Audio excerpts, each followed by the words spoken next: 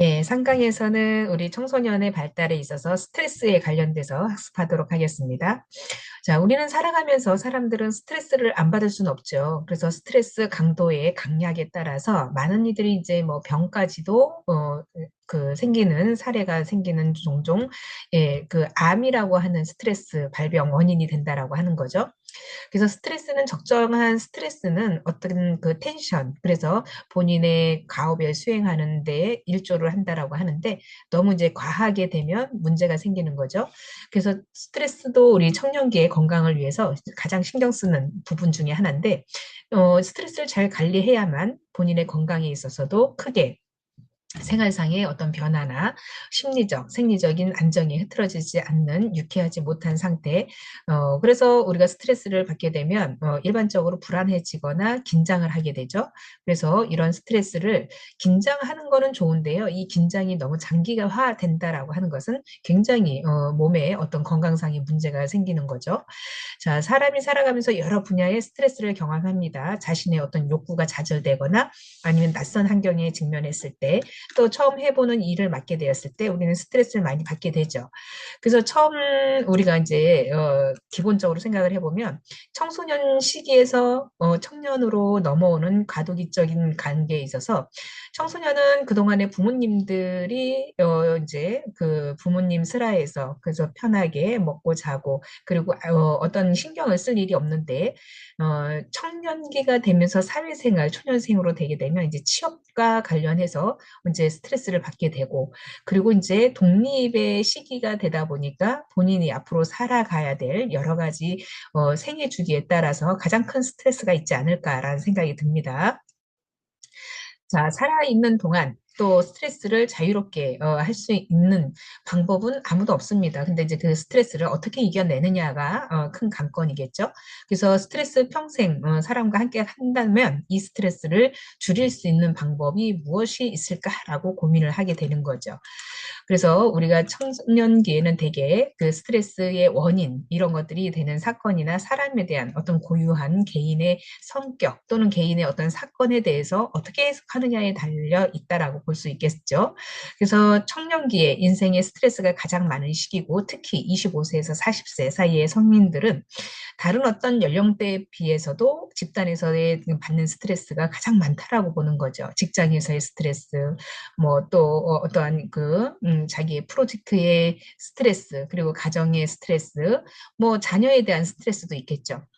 자, 이 나이가 되면 인생에서 가장 많은 사회적인 변화를 경험하기 때문에 그렇다. 그래서 직업과 결혼과 출산 이런 것들이 맞물리기 때문에 청년기에는 그 어느 시기보다도 인생에 큰 가호기적인 변화를 갖게 되는 거죠. 자, 가장 보편적으로 받는 스트레스는 경제적인 측면일 것인데요. 자유경제 시장, 그래서 우리나라도 이제 뭐 자유민주주의 또 자본주의라고 생각을 하다 보면 결국에는 경제적인 능력, 이런 것 때문에 내가 발목이 잡히거나 사회생활에 중요한 어떤 가치에 있어서의 돈 이런 것들을 인생에 좌우하기도 하죠. 그래서 청년기에부터 벌써 빚으로 시작해서 계속 허덕이는 부분은 청년 빈곤을 야기시키는 부분이 많죠. 그래서 청년들이 이제 뭐 빚으로부터 시작한다라고 하는 것이 결국에는 집값이 비싸다 보니까 대출을 받고 또 학업에 관련해서 학업의 어떤 대출 관련해서 사회에 취업하면은 이제 계속 원금을 갚아가야 되는 시기, 이런 것들이 청년에 있어서의 가장 큰 스트레스의 원인이 된다라고 볼 수 있겠습니다. 자, 우리가 신체적으로 스트레스에 반응하는 능력은 연령이 증가하면서 감소하는데요. 정상적인 상황에서 신체 체계가 제대로 기능하지 않거나 또는 스트레스를 주는 사건에 직면하게 되면 나이가 들수록 효율적이게 대처하지 못한다라고 하는 부분이 있겠죠. 그래서 스트레스는 모든 사람들이 생활에 있어서 피할 수 없는 생활의 일부이다라고 볼 수 있는데요. 스트레스는 필수적이고 또 어떤 스트레스는 활력을 주기도 하는데 스트레스는 우리 우리 뇌혈관 질환에 치명적인 영향을 주죠. 그래서 고혈압이라던가 심장질환, 뇌졸중, 뭐 궤양, 뭐 심지어는 위암, 그런 것도 뭐예요? 우리가 스트레스를 많이 받아서 그렇다라고 하는 거죠. 그래서 뭐 위염에부터 시작해서 위역류증, 그리고 그 역류증이 좀 심하게 되면 위궤양이 통해서 뭐 암으로 발생하는 경우 점점 질병을 일으키는 악화 요인이 되는 요인이기도 했다라고 하는 것이 스트레스의 원인으로 시작되는 경우가 많다라고 하는 거죠. 그래서 청년기에는 이런 스트레스, 자기 관리가 중요하다라고 하는 그런 요인이라고 볼 수 있습니다. 그래서 우리가 스트레스를 만성적인 요인으로 인해서 면역 질환이 떨어진다라고 하죠. 그래서 우리 보통 이제 연령대가 요즘에는 이제 다양하게 생겨나는 것 중에 하나가 대상포진이라는 거 알고 계시죠? 대상포진은 내가 면역력이 떨어지게 되면 피부에 신경계 쪽에 이렇게 수포처럼 생겨서 나타나는 질병인데요. 이런 것 또한 역시나 일에 대해서 어떠한 이제 과한 일을 하거나 과한 스트레스를 받거나 그렇게 되면 면역력이 떨어지면 우리 몸에 이렇게 수포처럼 생겨가지고 굉장히 신경계통이 아프죠. 자, 이런 것들이 만성질환에 있어서의 면역체계에서 질병과 연결되고 또 스트레스 연구자에 따르면 인생에 있어서 일어난 사건, 그래서 좋은 일이든 나쁜 일이든 우리 신체 모두에는 평형 상태를 유지하려고 하는데 이게 깨지게 되면 결국에는 인생의 어떠한 큰 질병적인 부분으로 발병할 수밖에 없다라고 하는 거죠. 그래서 상쾌한 스트레스는 또 인생의 어떠한 흥미, 즐거움, 또 극적 어떤 자극이 제공되기도 하지만 불쾌한 스트레스는 계속 직면하게 되다 보면 몸을 힘들게 한다라고 하는 거죠. 자, 이런 점에서 스트레스는 신체 면역 체계 또는 신경계, 호르몬 분비, 신진대사 이런 것들에 영향을 미칠 수 있다라고 봅니다. 그리고 우리가 가장 흔히 보고 있는 스트레스는 신체적인 증상으로 두통, 근육통, 그리고 근육 긴장, 위통, 피로, 그리고 뭐 신경 과민으로 인해서 우리가 이제 불안이라던가 긴장, 분노, 짜증, 그리고 불면증 이런 것까지도 호소를 한다라고 하는 거죠. 그래서 만병의 근원은 뭐다? 스트레스다라고 할 수 있겠죠. 자, 인지 능력을 한번 보시게 되면 청년기의 인지는 우리가 존재하는 사회를 이해하고 더불어서 살아가는 존재인 주변, 사람과의 관계를 매끄럽게 풀어가는 지적 능력을 이야기를 합니다. 그래서 인지가 어느 정도가 유지가 돼야 되는 거지. 인지 능력이 떨어져 그러면 뭐예요?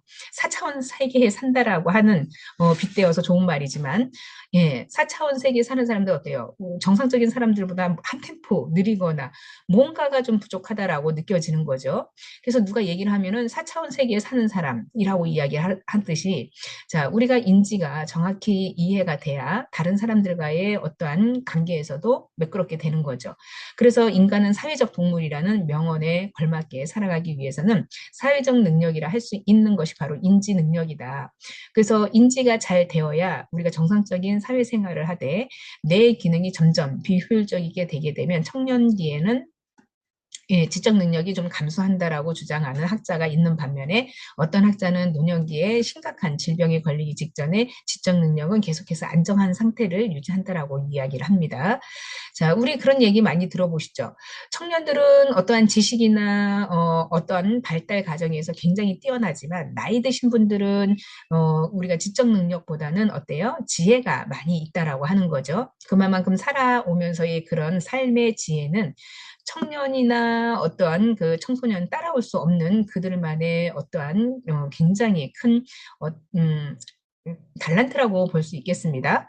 그래서 우리가 이제 흔히 빗대어서 얘기한 것 중에 하나가 유태인 교육 사상회를 보게 되면요, 예를 들면 유태인 사상에서 이제 그 노자가 이야기하는 것들 중에 무슨 이야기냐면, 어, 그 강에 그 3살짜리 아이와 노년기 80의 노인이 빠졌을 때 누구를 먼저 건지느냐라고 하는 거, 누구의 생명 먼저 1순위를 건지느냐라고 하는 거예요. 자, 우리가 생각해 봤을 때 각자가 한번 생각해 보세요. 저 깊은 강물에 사람이 둘이 빠졌는데 하나는 3살짜리 아이고 한 분은 나이 드신 80대 노인이라고 한다면 여러분이라고 하면은 내가 구해야 될 입장 누구를 먼저 건지느냐라고 하는 거죠. 뭐 이거는 정답이 따로 없습니다. 왜냐하면 우리는 살아오는 어떠한 민족적인 배경 또 어떠한 개인적인 생각하는 것 차이에 따라서 있기 때문에 정답은 없죠.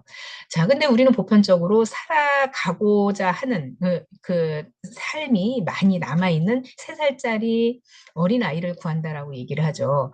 그래서 이 아이의 앞날이 창창하고 또 앞에 이 아이가 큰 사람이 될 수 있을 거라는 기대감, 이런 것 때문에 살아갈 날이 많은 아이를 구한다라고 하는데 유태인 교육에 의하면 그 유태인들은 사상에 3살짜리는 아직 이 나라에 이 사회에 기여한 바가 없기 때문에 80 먹은 노인을 먼저 구한다라고 하는 거죠.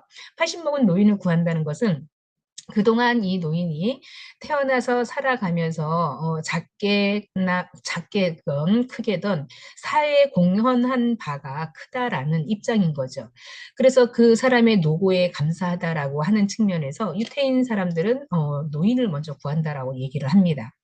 자, 이게 이제 어떠한 시대상을 반영할 수도 있는 거고요. 그 나라의 어떠한 사회적인 문화 이런 것들도 반영을 하는데 저 같아도 처음에 이 얘기 들었을 때 저는 뭐 당연히 우리 같은 입장에서 어린 아이를 먼저 구해야 되는 거 아닌가라는 생각이 들기도 했었습니다. 그런데 우리가 살아가면서 인간의 어떠한 인지적인 발달 그리고 그 사람의 어떤 지혜적인 것은 예, 살아가면서 항상 뭐 우리가 유명한 어떤 학자라던가 유명한 뭐 교육을 잘 받고 좋은 집안에서 태어나서 덕망 있는 집안에 그런 사람만 우러러 보고 그런 사람들만 닮아가는 것이 아니라 다리 밑에 있는 거지도 본인한테 어떠한 그 지혜가 있고 살아가면서 노하우가 있다라고 하는 거죠. 그래서 우리는 살아가면서 다양한 방면에 오픈마인드 배워야 된다라고 하는 거죠. 내가 부족한 부분은 상대방이 가질 수도 있는 것이고 그 부분이 내가 부족한 부분을 그래서 하다못해 다리 밑에서 거렁뱅이가 있더라도 그 사람한테 배울 점 있으면 배워야 된다라고 얘기를 합니다.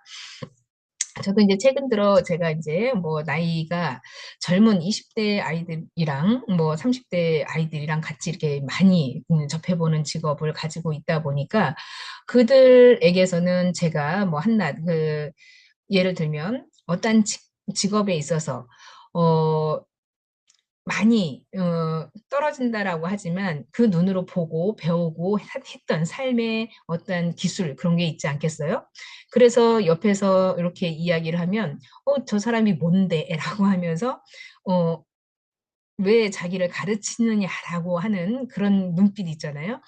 참 그래서 나이를 먹은 사람들을 그냥 한낱 무시하는 그런 처사가 아니라 저 사람이 저렇게 생각할 때는 그만한 이유가 있지 않을까? 저 사람의 노하우가 뭔지 좀 궁금해하고 배우려고 하는 자세 이런 것들이 좀 필요하다라는 생각이 듭니다. 그래서 나이를 먹는다는 거는 그냥 먹는 게 아니라 세월을 같이 넉넉하게 그분들이 살아온 삶에 있어서의 어떠한 존경 이런 것이 좀 있어야 되지 않겠나라는 생각이 듭니다. 그래서 우리가 쉽게 이야기하는 옛말로 벼가 익어야 고개를 숙인단 말이 정말 저는 절실하게 느껴집니다. 그래서 인생에 있어서 젊었을 때는 그야말로 철없이 막 천방지축으로 뛰어다니고 그렇게 생활을 했다라고 하면 나이를 점점 들어가면서 이제 그 나름의 나이 본연의 어떠한 본인의 자아상 그리고 본인이 사람들에게 풍기는 어떠한 인생의 인생관,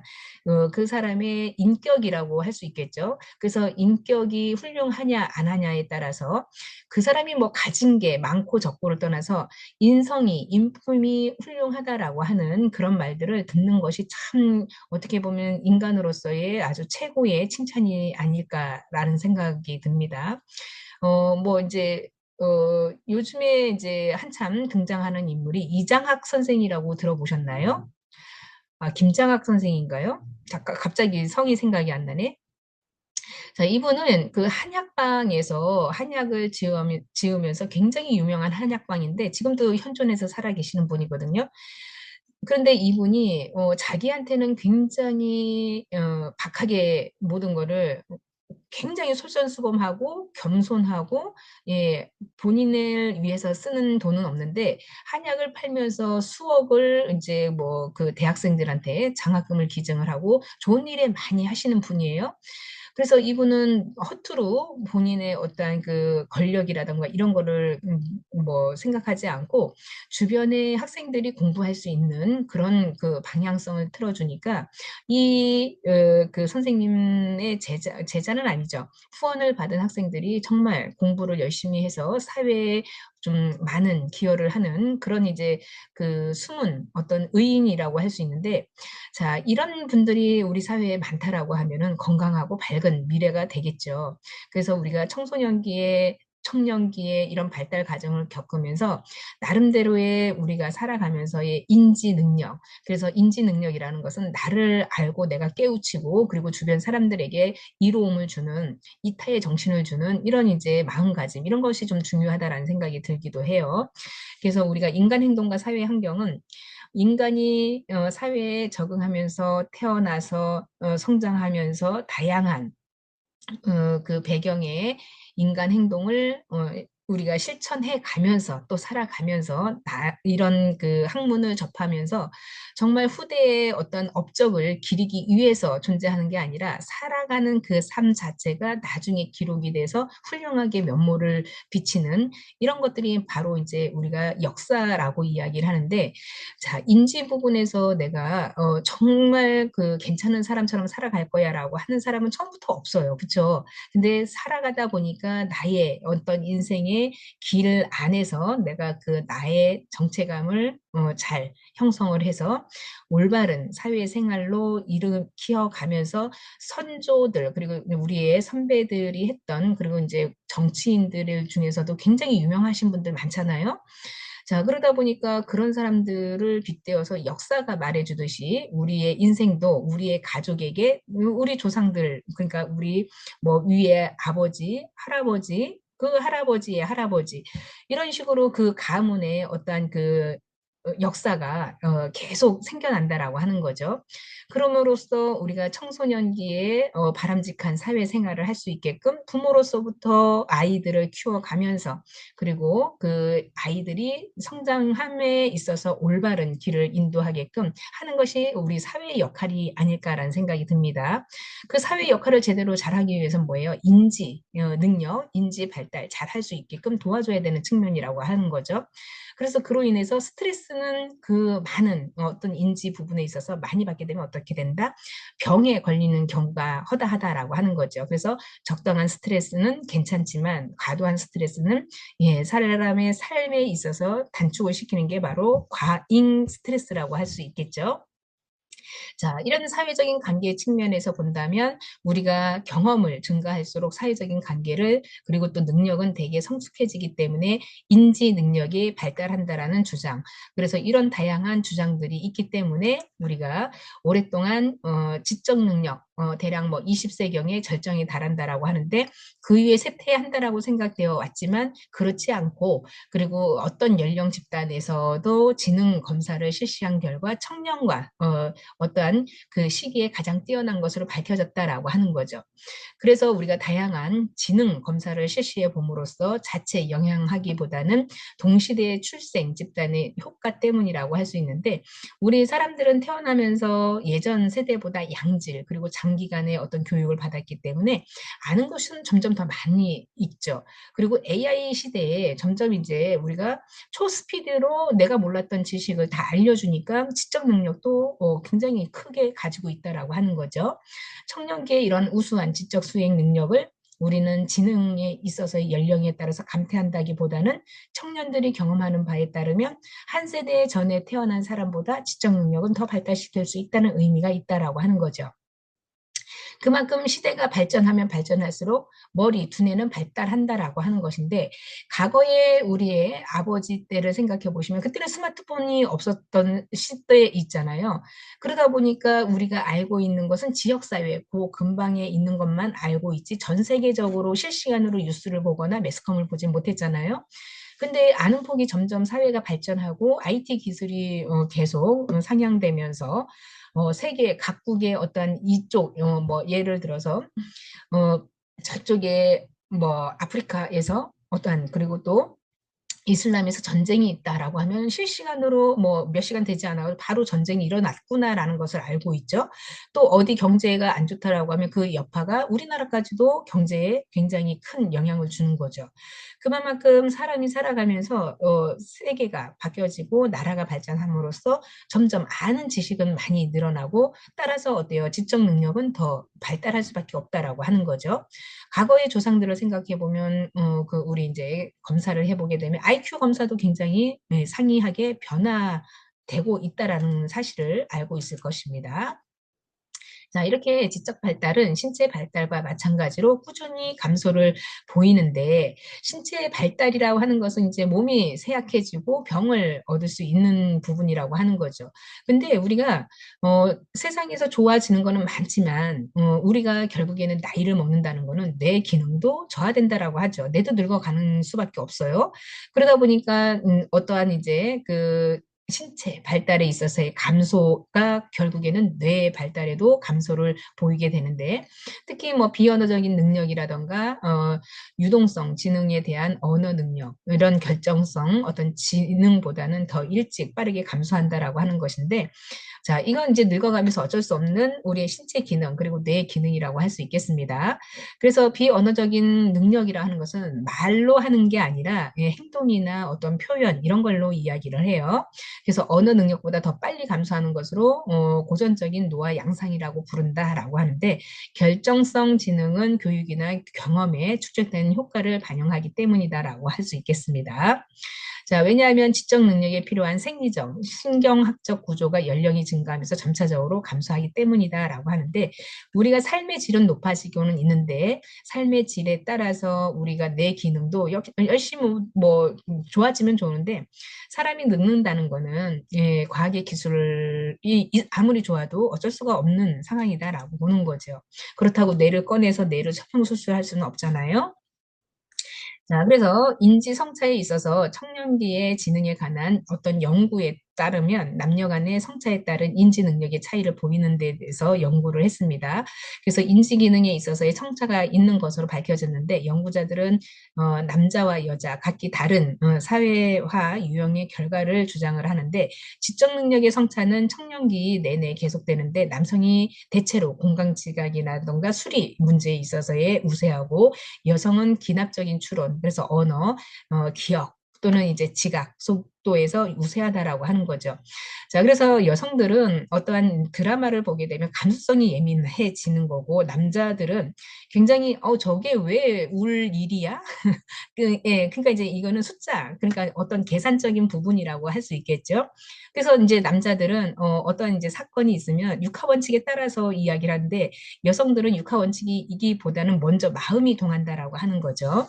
자, 이러한 남녀의 지적 능력에 대해서 성찰은 단지 평균차의 의미일 뿐 아니라 공강지각에 있어서의 남성의 평균 점수를 능가하는 여성도 있다라고 하는데, 요즘에 여성들도 굉장히 뭐 계산적인 어떤 이제 과학적인 추리 이런 거를 잘하는 부분도 있습니다. 근데 이제 대부분의 어떠한 이제 평균적으로 계산을 한다라고 하면, 통계를 내본다 하면 여성은 이제 감수성이 좀 더 남성보다 풍부하다는 이야기를 하고 있는 거죠.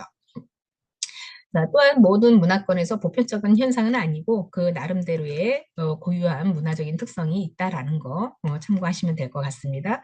자, 또 인지성차에 있어서도 우리가 그 연구 결과가 암시하는 것 중에 하나가 역사적 상황에 대한 어떤 영향을 받는다라고 하는데요. 타고난 개인들의 어떤 능력 이야기보다도 청소년의 발달의 사회적인 상호작용 결과로 바람직하게 봐야 된다라고 하는 거죠. 그만큼 우리가 사회생활을 함에 있어서 어떤 영향을 받았냐라고 하는 그런 것들이 결정적인 이유라고 하는 거죠. 예를 들면 똑같은 대한민국의 국적을 가졌는데 어린 시절에 유럽에서 생활을 했던 친구와 한국에서 생활했던 사람의 그 똑같은 연령대가 사회생활을 했을 때 분명 이거는 이제 어떤 이제 발달에 있어서의 문화적인 차이이지 그게 하나의 능력이라고는 보지 않는다라고 하는 거죠. 그래서 뭐 유럽 같은 경우는 굉장히 자기의 어떤 생활에 있어서의 오픈 마인드지만 우리나라는 굉장히 규제가 또 많죠. 그런 생활상의 어떠한 인지의 영향이 좀 많다라고 보는 거죠.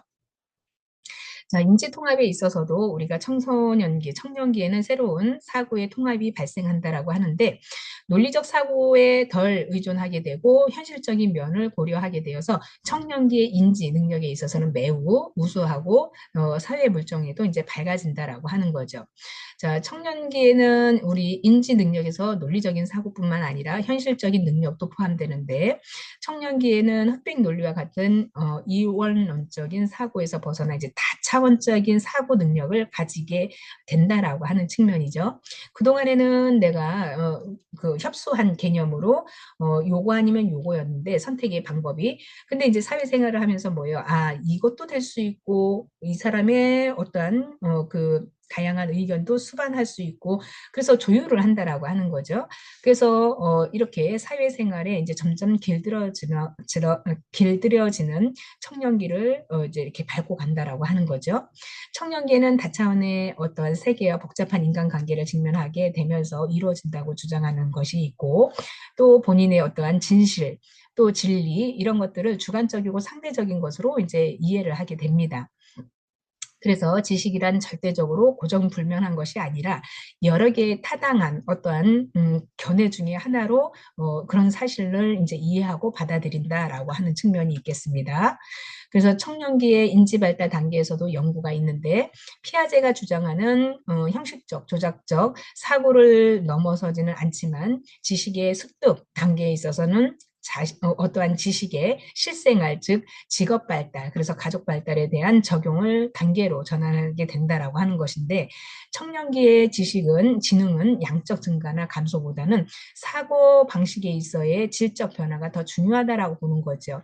이제는 이제 질적 부분에 있어서의 그 값을 매기는 건데 예를 들면 어떤 우리가 빵을 먹더라도 이제 점점 어렸을 때는 우리가 성장기 때는 빵을 어떤 맛을 보고 하는 게 아니라 양을 빨리 많이 먹어서 배를 채우려고 했다라고 하면 이제는 나이가 점점 들어가면서 커피도 좋은 커피 그래서 뭐 싼 커피가 아니라 좋은 커피를 먹으려고 하고 이왕이면은 음식도 점점 이제 질적으로 고급진 거를 먹으려고 하는 이런 이제 다양성에서 이제 그 질적으로 더 양보다는 질로 간다라고 하는 이런 것들이 이제 제가 예를 들었을 때 인지를 그렇게 간다라고 하는 측면입니다.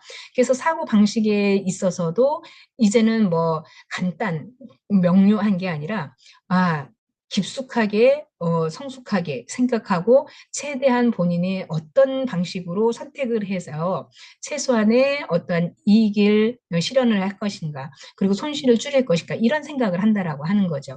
그래서 이런 사고 방식에 있어서 질적 변화가 더 중요하다라고 인식을 하는 단계가 청년기의 단계다라고 할 수 있고 또 우리가 이 지식적인 측면 자체에서의 어떤 지식을 습득하지 않고 스스로 설정한 인생의 목표에 적합한 가업을 최선을 다해서 노력하려고 하는 부분 이런 것들이 청년기의 발달 가업이라고 할 수 있겠습니다. 자, 그래서 에릭슨이 성격 발달의 이론을 또 굉장히 주장을 잘했죠. 그래서 성격의 정의를 뭐 매우 어려운 개념 중에 하나가 정신적, 정서적, 기질적, 행동적 특성에 있어서 20대, 30대의 성격이 완벽히 형성하는 것으로 보고 있는데 인간의 발달은 어떻게 이루어지는가에 대해서 체계적인 이론을 확립하고 에릭슨은 덴마크 독일인으로서 미국에서 활동을 했다가 나중에 발달 심리학자, 아동 정신 분석 학자로 이제 유명하게 된 거죠. 그래서 인간의 심리 발달 이론을 연구하면서 정체감 위기라는 말을 만들어냈습니다. 이론을. 그래서 에릭슨은 심리 사회적인 어떤 성격 유형 이론에 있어서 청년기에는 친밀한 관계, 그래서 이런 거를 원하고 있다라고 보는 거죠. 그래서 에릭슨은 친밀한 관계란 타인을 이해하고 깊이 공감하고 어떠한 대화에 있어서의 수용 이런 것들을 발달시켰다라고 보는 거고요. 개인적으로는 어떤 이제 대인 관계에서의 깊이 이런 것들을 관여하기를 바라는 거고 청년기에는 친밀감 대 고립감으로 구분했는데요. 이런 친밀감이란 자신의 어떤 정체감, 다른 사람과의 정체감을 융합시킬 수 있도록 노력함을 표현했다라고 볼 수 있겠습니다. 그래서 희생과 어떤 양보가 요구되는 친밀한 관계에서의 능력은 청년기에 획득하는 것으로 여겨지면서 정체감에 의해서 좌우된다라고 볼 수 있고요. 또 우리가 정체감 확립 후에서 타인과의 관계에 있어서 진정성, 친밀감 이런 것들을 형성할 수 있다라고 본 거죠. 그래서 청년기에는 우리가 사람 이제 배우자를 만나서 결혼을 하고 또 그 결혼을 통해서 더 돈독한 관계를 가지게 되는 것. 그래서 친밀감을 어떤 욕구로 충족시키고 또 친밀감은 성적 관계에서도 나타나는 이런 것들이 우리가 이제 뭐 쉽게 얘기하면 친밀감이라는 것은 대인 관계를 이야기를 하지 성적 관계에서 나타나는 것은 아니다라고 아예 선을 그었죠. 성적 관계라고 하는 것은 뭐 이제 이성적인 관계에 있어서의 어떤 이제 만남이라고 이야기를 할 수 있는데요. 청년기는 당연히 결혼이라는 것도 포함이 되죠. 배우자를 고르고 또 인생에 있어서 가장 중요한 시기라고 볼 수 있기 때문에 그렇습니다. 자, 우리가 에릭슨의 성격 발달에 있어서의 상호 의존성, 상호 관계를 제공하는 우정 관계에서도 친밀감이 형성될 수 있다라고 하는데 타인을 이해하고 또 타인과 함께 능력으로 함께 어떤 일에 있어서의 능력 발휘 이런 것들도 바로 여기에 속한다라고 볼 수 있겠죠. 그래서 우리가 사회적으로 성숙한 사람들은 타인과의 효율적인 의사소통을 잘 할 수 있는 능력이 있고요. 또 타인의 요구에 민감하게 반응하면서 인간에 대한 포용력 이런 것들을 갖출 수 있다라고 보는 거고요. 친구 간의 어떤 우정 그리고 애정, 헌신, 그리고 성숙한 사람으로서 훨씬 더 현저하게 나타난다라고 보는 거죠. 그래서 긍정적인 결과와 부정적으로 결과가 나눠볼 수 있는데 그 긍정적인 것은 성적 친밀감, 그래서 진정한 우정이나 안정된 사랑, 그리고 결혼의 지속을 포함하는 친밀함을 이야기를 하는 것이고 부정적인 것은 고립과 어떤 고독 이런 것인데 만일 친밀감이 확고한 정체감의 기초가 아니라면 이 어떠한 이제 이별이나 별거 이런 거를 초래할 수 있다라고 보는 거죠. 그래서 에릭슨이 이야기하는 청년기에는 친밀감 대 고립감이 굉장히 발달 과정의 우선순위다라고 볼 수 있는 거고요. 이런 확고한 정체감을 형성하지 못했을 때는 타인과의 관계 설정에 있어서의 대인 관계에서의 깊이 그리고 상대를 가리지 않는 뭐 성행위 그래서 이제 문란한 어떤 사회생활 이런 것들이 있을 수 있다라고 보는 거죠. 정체감을 확립하지 못했을 때 그렇다는 이야기입니다. 자, 그래서 우리가 또 심리학자의 이야기에 따르면 유흥의 발달 단계에서도 역시나 우리가 심리학으로 큰 줄기로 봤을 때 유흥은 환자의 치료를 임상 경험과 자신의 자아 분석을 통해서 청소년 성격의 발달 이론을 전개했죠. 그래서 프로이드나 에릭슨처럼 청년기에 이르는 발달 단계에서는 어떤 뭐 그런 생애 전반에 대해서 발달 단계를 세부적으로 나누지는 않았지만 전반기에 중년기, 위기 또는 뭐 노년기 3단계로 나눴다라고 하는 거에 이제 의미를 둘 수 있겠습니다. 그래서 융은 인간 발달의 긍정적인 목표는 자아 실현이라고 보았고 자아 실현은 인간의 성격이 모든 면에서 조화롭게 융합돼야 된다라고 주장을 했죠. 그래서 생애에 있어서의 어떤 전반기와 후반기에 각기 다른 방향이 발달되는데 대체로 태어나면서 45살에서 40살까지의 어떤 그런 그 후반기, 전반기라고 해야 되나? 예, 전반기에 외적으로 또 팽창하는 시기, 성숙의 힘에 의해서 자아가 발달되고 외부 세계와의 어떤 대처의 능력이 활발해지는 것, 이런 것들이 이제 융이 이야기하는 전반기의 인생관이라고 볼 수 있겠습니다.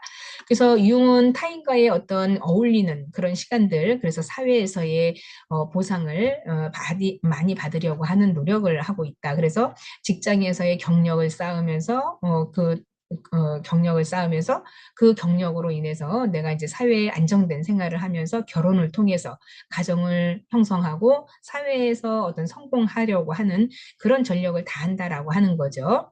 그러기 위해서는 남자는 대체로 남성적인 특성, 기술 이런 것들을 발전시키려고 하고 여성들은 여성적인 특성과 기술을 발전시킬 필요가 있다라고 성격에 있어서의 융이 이렇게 주장을 했습니다.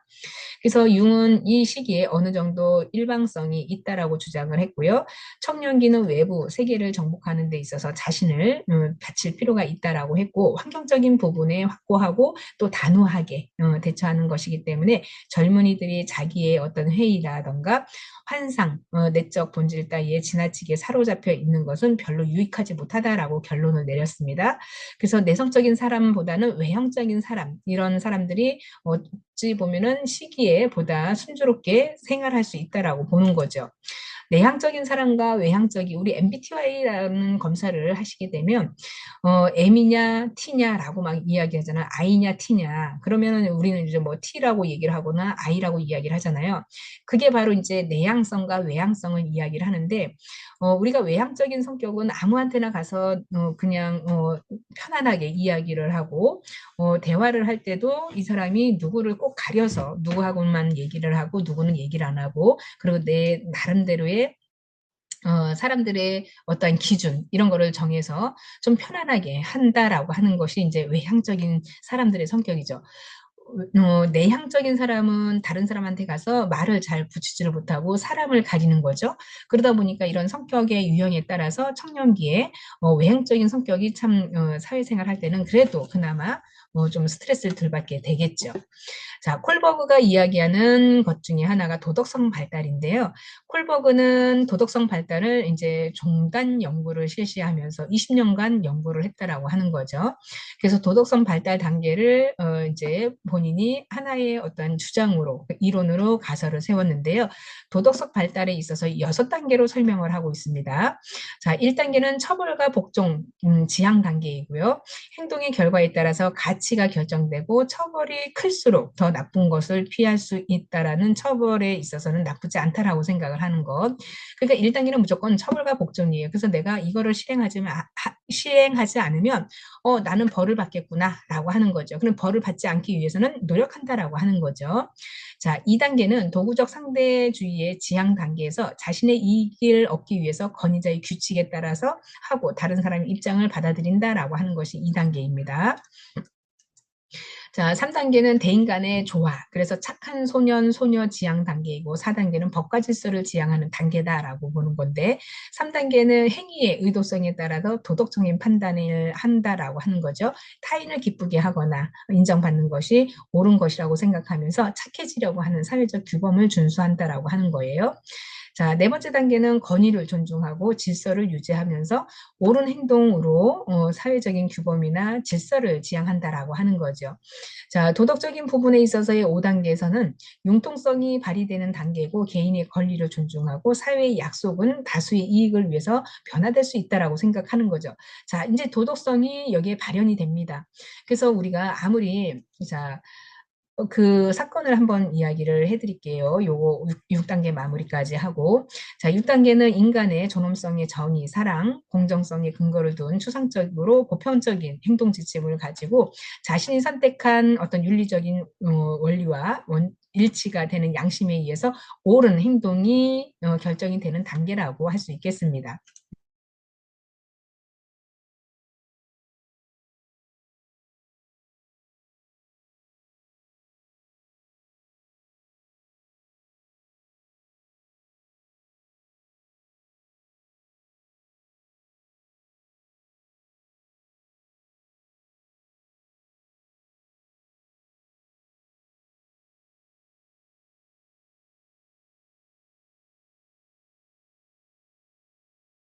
아, 네.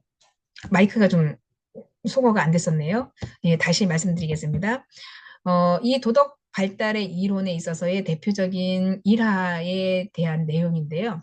그 도덕 발달에 있어서의 그 착한 아이, 그리고 이제 뭐 법에 복종하는 아이, 뭐 이렇게 이제 아까 이야기했던 대로 콜버그의 1단계, 처벌과 복종 단계, 2단계는 도구적 상대주의 지향 단계, 이렇게 나눈다고 했잖아요. 자, 이게 이제 대표적인 예가 어떤 예냐면 하인즈 딜레마라고 하는 대표적인 사례입니다. 그래서 하인즈는 이제 아내가 병에 걸렸는데 이 병의 아내는 생명이 위험한 상태예요. 그래서 하인즈가 부인을 낫기 위해서 약을 구매를 해야 되는데 그 약국에 가서 자기 부인을 살리기 위해서 약을 좀 달라고 했습니다.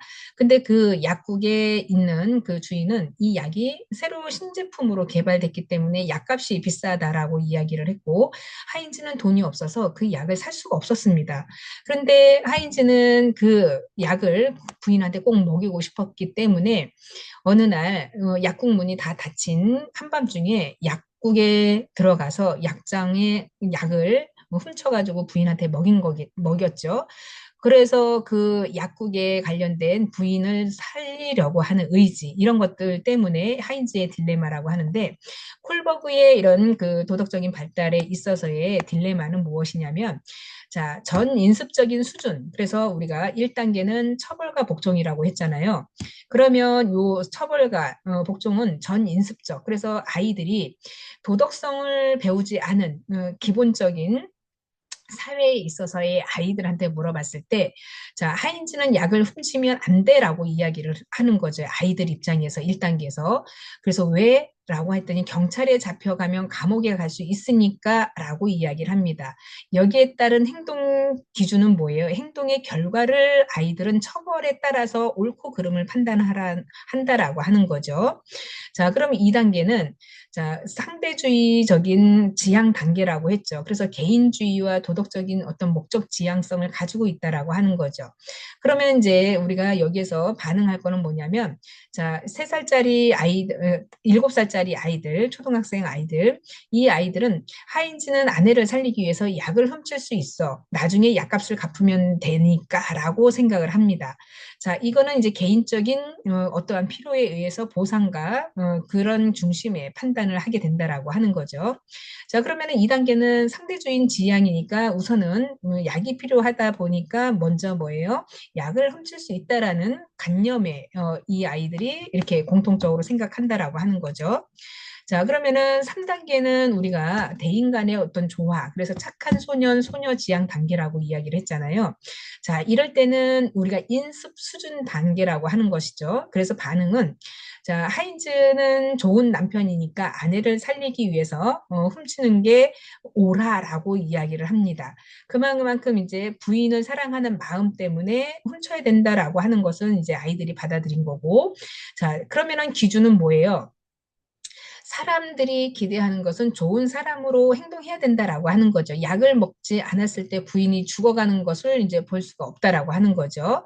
그럼 4단계는 권위적인 어떤 존중이나 사회적인 질서를 유지하는 것에 있어서의 행동으로 사회적 규범에 대한 질서를 지향한다라고 하는 단계인데, 자, 이 반응에는 하이즈는 약을 훔치면 안 돼. 법을 어기는 것은 잘못된 일이야 라고 생각을 한다라고 하는 거죠. 기본에서는 이제는 그 질서 유지를 위해서 우리가 이제 도덕 발달이라는 걸 배웠잖아요. 그러니까 법과 규범 이런 거를 이제 여기에서 아이들이 그 질서를 유지해야 된다라는 차원에서 나쁜 짓이니까 왜 사회 질서가 법이라고 하는 테두리 안에 법과 규범이 있는데 이거를 어겼으니까 나쁜 짓이야라고 생각을 한다라고 하는 거죠. 자, 그러면 후인습. 자, 이런 그 도덕성에 대해서 어떠한 그 이론을 배웠고 이후에 아이들이 생각하는 거는 도덕적인 융통성을 발휘하는 단계라고 하는 거죠. 그래서 후인습적인 수준이라고 이야기를 합니다. 그래서 사회적인 약속에 있어서 다수의 이익을 위해서 변화될 수 있다라는 생각을 하는 거죠. 그래서 여기에 5단계에서는 생명을 구하는 것은 어떤 법보다도 더 중요하다라고 보는 거기 때문에 하인즈가 약을 훔치는 것은 정당화할 수밖에 없다라는 생각을 하는 거죠. 그래서 이 단계, 5단계에서는 이제는 아이들이 도덕적인 부분에서 인습 후 새롭게 바뀐 개념이 뭐냐면 인간의 권리, 생명 존중의 원리, 그리고 상황적인 판단 이런 것들을 이 단계에서 한다라고 하는 거예요. 5단계에서. 자, 6단계에서는 그나마 이제 6단계에서는 인간의 존엄성, 정의, 사랑, 공정성 이런 거를 근거를 두서 추상적이고 보편적인 행동 지침을 지향하고 자신의 선택적, 윤리적 어떤 원리 그리고 원칙 이런 양심에 있어서의 옳고 그름 행동에 대해서 결정되는 단계라고 보는 거죠. 그래서 여기에 6단계의 반응은 아이들의 반응은 생명은 지키기 위해서 보편적으로 어떠한 가치나 하인즈가 법을 어기면서까지도 도덕적인 부분에 있어서는 그 행동이 옳을 수밖에 없다라고 생각을 한다라고 하는 거죠.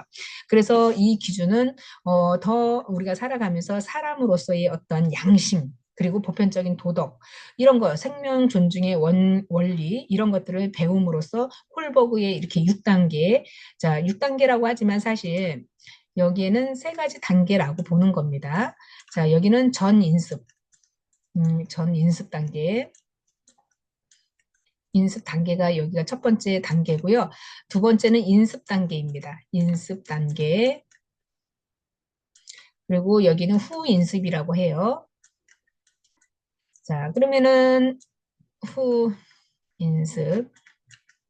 자, 여기에 우리가 이제 전 인습 단계에 1단계, 2단계, 후 인습 단계에 1단계, 2단계, 후 인습 단계 1단계, 2단계 이렇게 나눈다라고 하는 거예요. 그래서 총 6단계 1, 2, 3, 4, 5, 6 이렇게 해서 콜버그의 도덕성 발달에 있어서는 전 인습 단계, 인습 단계, 후 인습 단계 이렇게 나눠지는데 그리고 이 인습 단계에서 1, 2단계 우리가 금방 이야기했듯이 1단계에서는 어떤 이제 하인즈에 관련돼서 법적인 기준 그래서 그 법적인 기준이 뭐예요?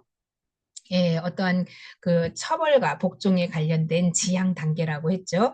그래서 생각을 하는 거죠. 그래서 훔치면은 경찰에 잡혀서 감옥에 갈 수 있어. 그래서 훔치면 안 돼라고 하는 것이고, 법과 기준에 따라서 어떠한 처벌을 받을까봐 예, 행동을 조심하는 단계라고 보는 거고요. 그리고 2단계에서는 인습 단계였죠. 그래서 어떤 도덕적인 관계에서 여기 2단계요.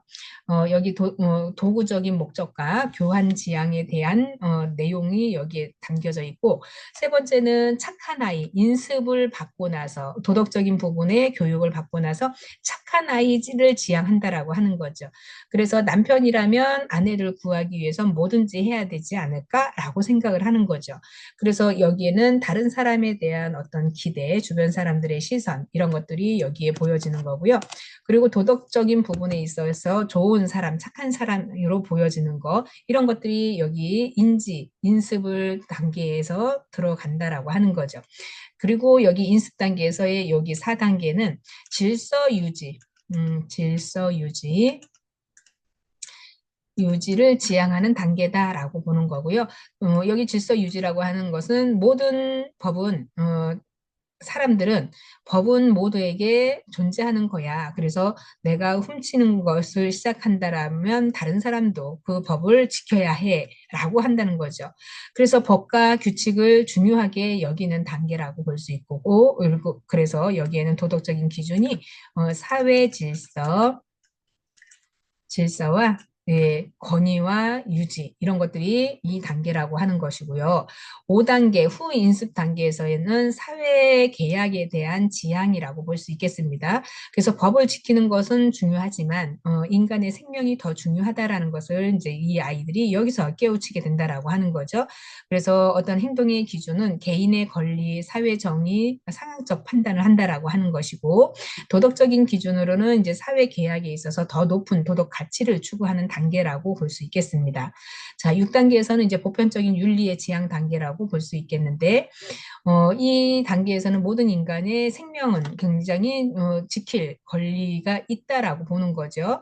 그래서 양심과 어떠한 인간의 존엄성 이런 것들을 우선시한다는 게 6단계이고 행동에 있어서의 기준은 양심과 보편적인 윤리의 원칙, 그래서 정의를 실현해야 되고 생명 존중을 해야 된다라고 하는 것을 6단계에서 아이들이 받아들인다라고 하는 거죠. 그래서 도덕적인 기준은 개인의 어떤 원칙에 따른 그 사회 정의 실현 그리고 비폭력적인 저항 이런 것들이 있다라고 하는 거죠. 그래서 콜버그는 이런 이론을 창시를 했었고요. 이 이론이 굉장히 지금까지도 중요하게 받아들이게 되는 거죠. 그래서 이런 것도 우리가 그 사회복지 1급 시험에 굉장히 출제 비중이 높죠. 해년마다 빠지지 않고 계속 나오고 있습니다. 자, 그래서 콜버그의 이렇게 도덕적인 부분을 좀 살펴보았고요. 자, 콜버그는 그래서 노년기에 되면서까지도 우리가 고령이 될수록 도덕적인 추론 이런 것들이 이제 낮은 수준으로 돌아가는가라고 하는 것인데 우리가 생각해 봤을 때 도덕적인 수준은 어때요? 낮아지나요? 아니면 어린아이처럼 처벌을 법을 어겼으면 꼭 처벌을 해야 되나요? 예, 그러니까 이제 우리 콜버그가 이야기한 것은 노년기의 어떤 지혜 이런 것들은 변함이 없다라고 할 수 있는 거죠. 그래서 도덕적인 발달 단계와 교육 수준의 연관이 있음을 보여주고요. 또 대부분의 노인들은 청년기에 획득한 도덕적인 추론 그대로 유지하는 것을 보인다라고 하는 거죠. 한번 나의 인간으로서의 어떤 인간관 그리고 성격이 형성된다라고 하면 그 인간관에 있어서의 인품, 인격 이거는 뭐예요? 나중에 나이가 들어서도 계속 사람은 변하지 않는다라고 보는 거죠. 그리고 우리가 심지어는 어느 경우에도 더 일관성이 있는 어떤 도덕적인 추론을 하게 되고 콜버그의 도덕적인 갈등 상황에 직면하게 되면 경험과 일생에 거쳐서 자신의 의사결정에 대한 책임 이런 것들이 노인으로 하여금 더 일관성 있는 도덕적 추론으로 하게 된다라는 주장을 가지고 있습니다.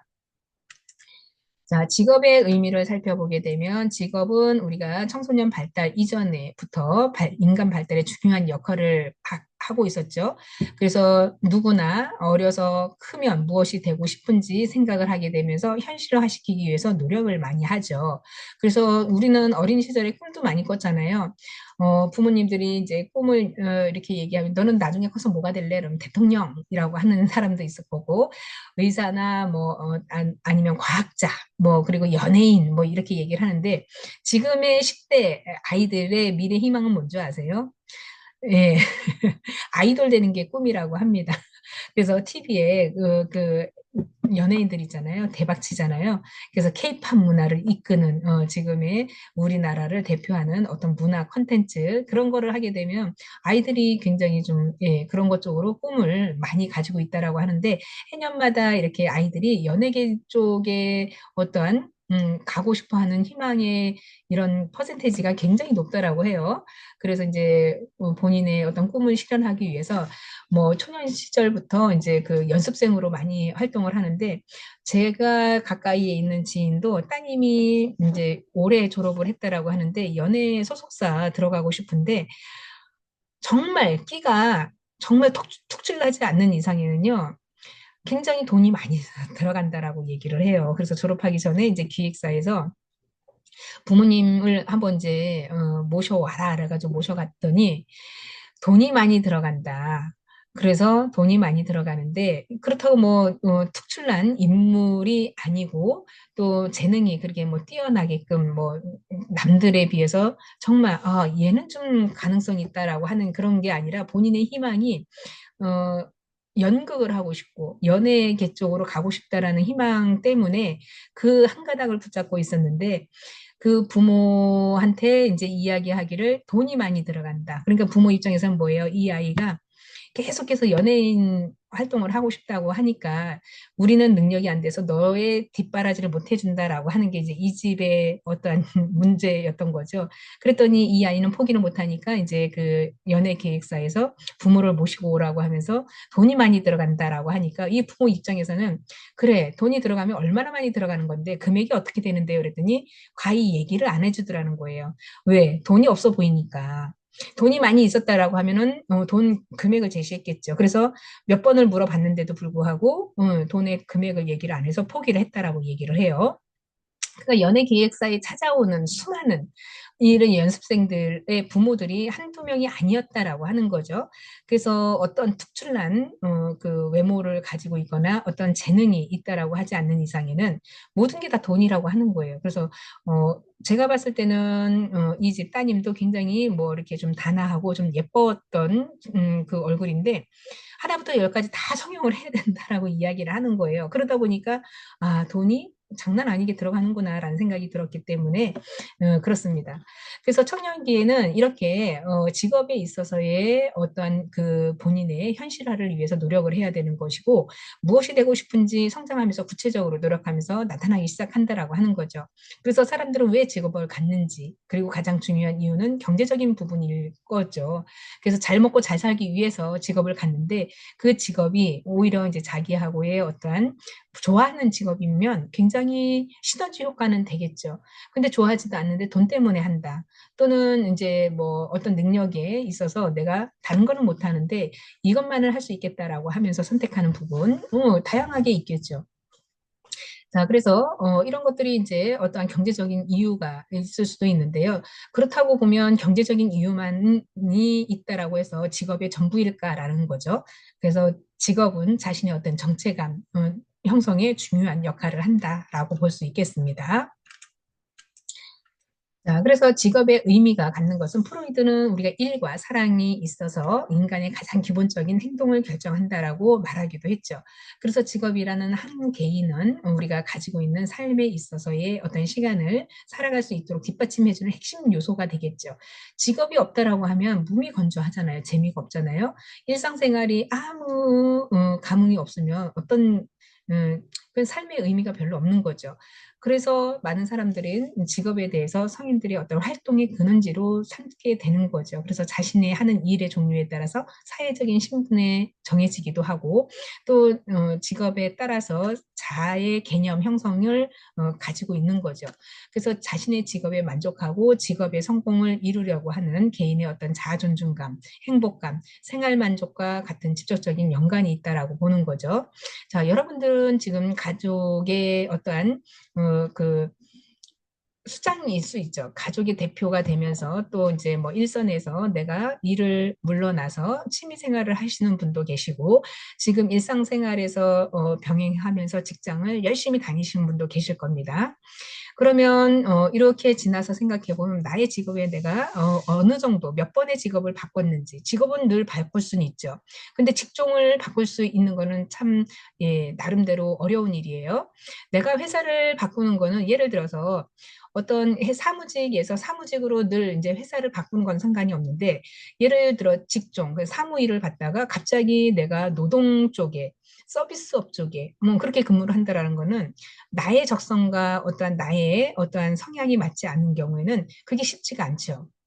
근데 회사 바꾸는 거는 뭐 같은 직종에 바꾸는 거는 별 문제가 없는데 어떠한 그 일에 직종에 있어서의 변화한다는 거는 굉장히 어떤 여러 가지 직업을 가지고 있음에도 본인이 좋아하는 것 이런 거를 가지고 있어야 인생의 어떠한 희로애락 좋은 그 인생의 기쁨도 있지 않을까라는 생각이 들어서 여러분들이 나중에 졸업을 하게 되면 사회복지사로서 내가 활동을 하고자 하는 분도 분명히 계실 겁니다. 그러면 어느 정도 내가 그 구상을 해놨을 거죠. 그래서 2년 후에 내가 사회복지사 취득을 하면 나는 요양원을 한번 준비해 보겠어. 아니면 내가 지역사회 사회복지사로 자원봉사를 좀 한번 해보겠어. 라고 생각하는 거. 앞으로는 우리가 100세 사회에 살아가야 되는 시대에 지금 와 있는 거죠. 그러니까 지금부터 내가 퇴직을 한다라고 하면 예를 들어 내가 지금 60대다. 근데 앞으로 40년을 뭐 해서 먹고 살아가야 되느냐라고 하는 거죠. 돈만 있다고 다 살아가는 게 아니라 삶에 있어서의 흥미 그리고 오락이 있어야 되죠. 그래서 내가 꾸준히 일을 한다는 거, 그래서 뭐 나이가 70, 80 됐는데도 뭐 하루 8시간 일하는 게 아니고요. 이제는 취미 생활로, 그래서 뭐 하루에 4시간도 되고, 3시간도 되고, 2시간도 되고, 내가 다니는 어떤 소속감, 이런 걸 가지고 있다라고 하면 삶의 큰 기쁨이 되지 않을까라는 생각이 들기도 하죠. 지금은 이제 우리가 직업적인 부분에서도 투잡, 쓰리잡, 젊은 사람들은 뭐 포잡까지도 합니다. 그렇게 부지런히 살아가는 사람들도 많은데, 그러면 노년기에는 내가 나의 신체 기능이 원활하지 않아. 그러면 4시간만 일할 거야. 예, 바람직한 거예요. 아무 몸이 건조하게 내가 벌어놓은 연금이 있으니까 그냥 먹고 산다라고 하지만 실제로 그런 돈이 여유 있어도 사회생활에 있어서 내가 소속감을 느끼는 것은 천지 차이라고 하는 거예요. 그래서 우리가 미래에 이제 앞으로의 퇴직을 위해서 내가 나름대로 전문 어떠한 그 학위를 받고 또 사회복지사 자격으로 이런 거를 좀 실현해 봐야겠다. 뭐 우리가 상담은 누구나 뭐예요. 갇혀져 있는 사람들이 상담을 하듯이 나중에 노인복지관에 내가 노인을 상담자로서 갈 수도 있는 부분이고요. 지역사회 아동사회에 있어서 지역 아동센터에 가서 내가 사회복지사로도 근무를 할 수도 있는 거고 노인을 대상으로 말벗을 해주는 상담가의 역할도 할 수 있습니다. 그러니까 직업적인 부분에서 나의 인생을 좀 더 재미있고 좀 무료하지 않게 하려면 지금 선택은 참 잘했다라고 볼 수 있겠습니다. 그래서 이런 직업에 있어서의 인간 발달의 측면에 있어서의 어떤 부분에서도 모두가 연결이 되고 있다라고 하는 거죠.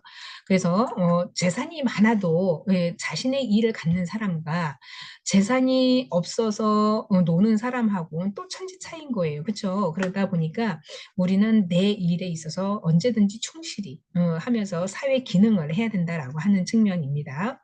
자, 프로이드가 계속 이야기했잖아요. 우리가 개인의 직업 이런 것들은 삶에 있어서의 살아가는 어떠한 디딤돌 역할을 하는 핵심 요소라고 이야기를 하는 거고 또 자신의 어떤 자아 개념을 영향을 미치고 직업에 대한 만족 이런 것들이 성공적으로 이루어지는 것은 자아 존중감과 행복감이다라고 이야기를 했습니다. 그래서 생활 만족도와 직접적인 연관 이런 것들이 있을 수밖에 없고요.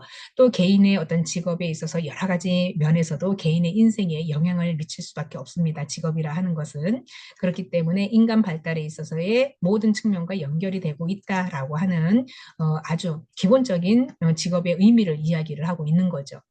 그래서 우리가 어떠한 직업의 의미에서 개인의 어떤 지적, 신체적, 사회적, 정서적인 요인을 개인의 직업에 영향을 미치고 개인의 직업 또는 삶에 있는 모든 영향에 영향을 미친다라고 하는 거죠. 자, 삼시세끼 우리가 집에서 할 일 없이 빈둥빈둥 하고 있으면 얼마나 보는 사람들이 짜증이 나겠어요. 심지어 할 일이 없어도 밖에 자꾸 나가라고 하잖아요. 건강을 생각해서라도.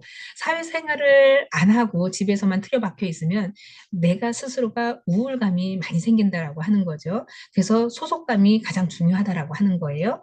그래서 직업 발달에 있어서의 선택적인 준비 과정, 그리고 우리가 이런 부분에 있어서 인성적인 특성, 사회적, 경제적, 직업적인 현실 조화 이루는 것이 당연히 이상적이어야 된다라고 하는 부분을 말하고 있습니다.